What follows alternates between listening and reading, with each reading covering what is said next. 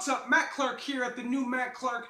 This is part 2 to my first charge, the story I told in my last video. Please stay tuned, it's a great video, and it means the world to me that you listen. Love you at the new Matt Clark.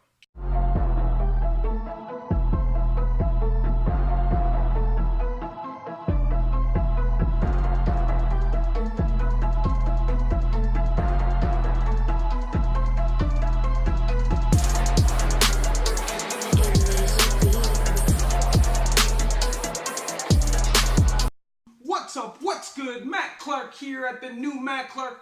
How are each and every one of you doing on this amazing Thursday? I hope you're amazing because I'm amazing. Had a good day at work. My woman's good. My family's good.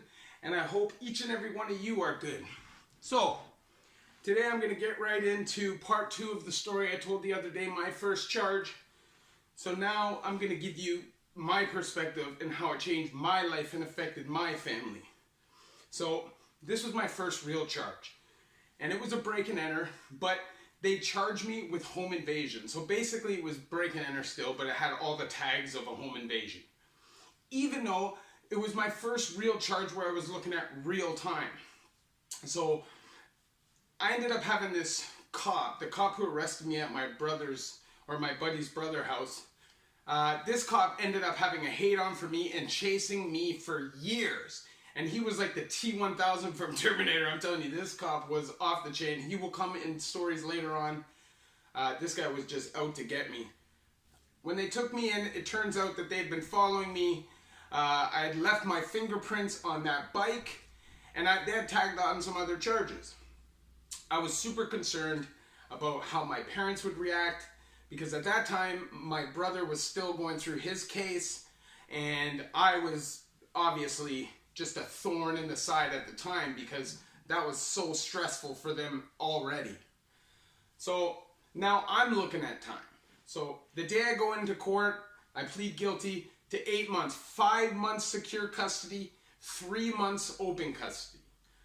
First time and only time my mother's been to my sentencing, and the first and only time I watched my mother cry in court. And it broke my heart. Although at the time, it only lasted maybe about a half an hour and I had already forgotten about it because I was so ADHD and didn't really care about anybody but myself. But it did break my heart to look in my mom's eyes and watch her cry. And this was the day my life changed because I went in, did 5 months in boot camp, which turned me into a soldier. I literally just weight trained, played sports, went to school. Weight trained, played sports, went to school. And by the time I got out, I was shredded.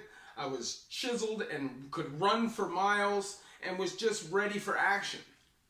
And honestly, it's what happened because they put me in open custody and right away within 20 days I was out. I was gone. I was on the lam. Once I was on the lam, I was on the run for 3 months. In that 3 months I accumulated 28 break and enter charges, which totally changed my life. I didn't come off probation or legally come out of prison until I was like 25. Every single time they put me on the street, I'd immediately run away from probation, or if they put me in an open custody, I'd run away from that. And that's just what I became. I became a runner who didn't respect any sentence I got. And honestly, I feel now like the sentences I was getting at that time were kisses, and I should have learned. But I didn't because my attention wasn't being pointed towards that by the system. Because we were being thrown into violent jails and gladiator schools for kids that you didn't have time to do anything but fight or worry about fighting or standing up for yourself or protecting your food, because that's the life that they put you into. There was no recreation or anything in TIAC, so what were we gonna do except learn how to be better criminals and to stand up for what we believed in? And we're kids. What the hell do we believe in? We believed in being badasses. You know what I mean? So honestly, that one charge changed my whole life. It created the path and set my life on this life on the installment plan. And I'm telling you, it's not a fun place to be. It's a trap. You're like in a hamster wheel. And for anybody who's intelligent, that's a difficult place to be. Because every time you're sober or any time you're in prison and you're thinking straight, you understand where you're going wrong. But as soon as you're dropped into society, the temptations are back in front of your face. There's nobody there to help you, so you jump right back into it, and you're even worse than the time before because you have all this resentment from that sentence. And it creates monsters. Now, I never became a violent criminal because that was just never my thing, but I became a criminal. That's all I did. I refused to work and earn a penny till I was in my late 20s. You know what I mean? And my misguided butt literally destroyed everybody's lives who I walked through until I was in my late 20s. That's how selfish I was. Didn't matter if it was friends and they had kids, friends and they had girlfriends, or it didn't matter because I wasn't thinking about anybody but myself. It wasn't intentional or conscious. It was just how I was. And that's what was created by that one single charge. You know, I became part of the revolving door policy of Newmarket Court. And it really made things difficult for me to escape from that. I was literally trapped. I was angry, and I was passionate about what I was doing. And I always had that mentality of stand up to the man and anarchist mentality. You know what I mean? I always felt like I had to be the voice and I had to stand up. And that's why I'm doing this now, because I believe now I'm the one who has to have the voice and stand up, because I've been through it. And I knew when I was in that situation and people were trying to talk to me about stuff wearing suits that I knew just came out of college but had never had any real life experience, I wasn't going to listen to that person. Was you? I don't think you would, because I know I wouldn't.